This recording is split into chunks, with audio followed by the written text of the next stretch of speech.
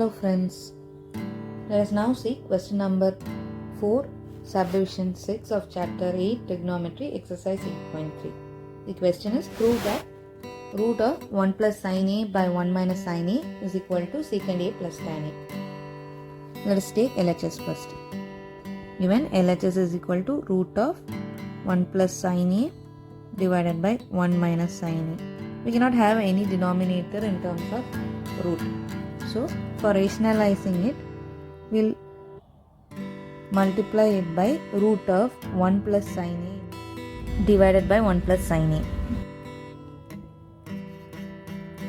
So, this can be written as root of 1 plus sin A the whole square divided by 1 minus sin A into 1 plus sin A.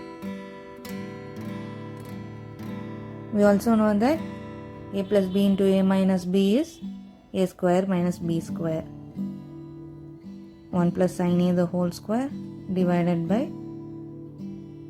1 minus sin square a. Since a plus b into a minus b is equal to a square minus b square. Root of 1 plus sin a the whole square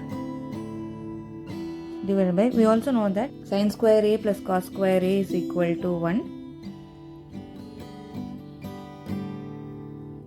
That formula, cos square a is equal to 1 minus sin square a. So substituting it, we get it as cos square a. Now, taking the root of, we get 1 plus sin a divided by cos a.